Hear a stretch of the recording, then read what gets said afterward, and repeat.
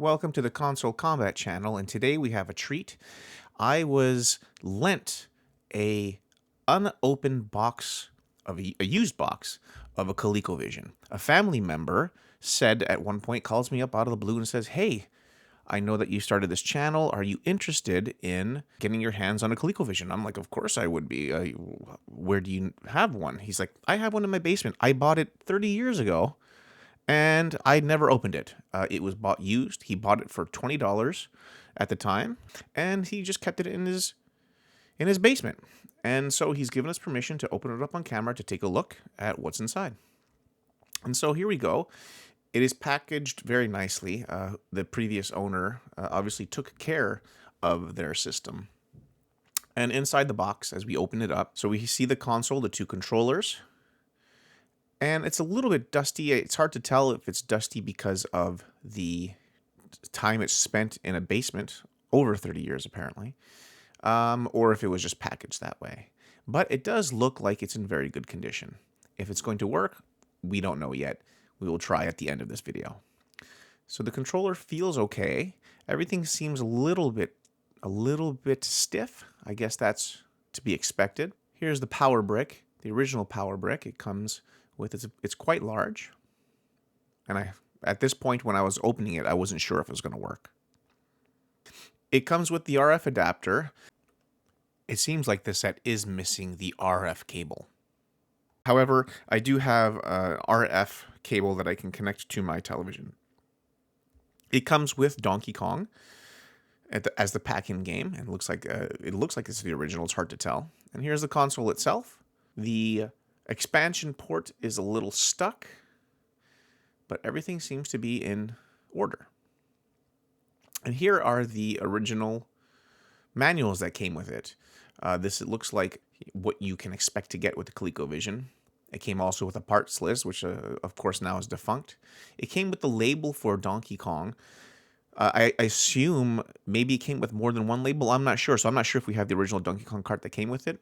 And also the color tuning instructions to see what the color of your television should look like. I guess at the time, televisions weren't as accurate. And here's the owner manual.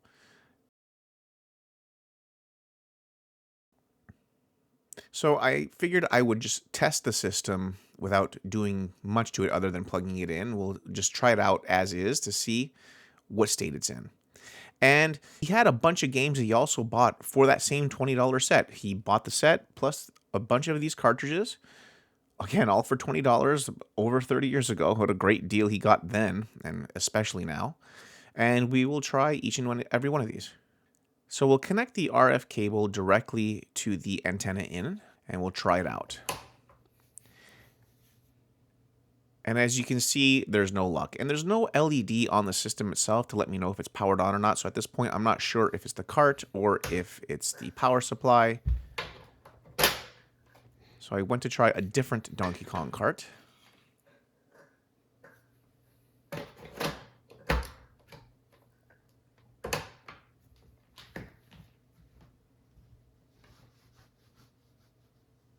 And it's alive.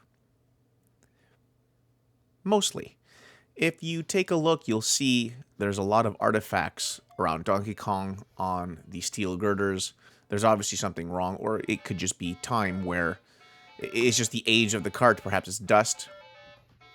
Well, here I am trying to use the controller. The controller, again, the contacts are either corroded or just need some sort of cleaning. And as I went through the game systems, you could see that there's a lot of corruption, or even if the game wasn't being detected at all. I guess it's to be expected from a system that has been sitting in a box in a basement for 30 years. Now, I'm not a console fixing channel or restoration channel, so there are many other channels you can take a look at. But I did try to open some of the components up to see if I can get some deoxide in there and some 99% isopropyl alcohol to see if I can clean up the connections and try again.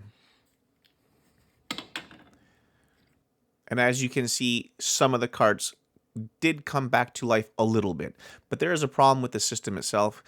with the controllers plugged in or not plugged in, it automatically starts a two-player game every time. So it looks like there might be some resistors inside or capacitors inside that need to be replaced. And that is something that we would have to do in a different video and would take a much longer time. But anyway, that is the donated, lent to us ColecoVision. It looks like a great system. I have this on FPGA to make comparisons with, but hopefully I can get this fixed.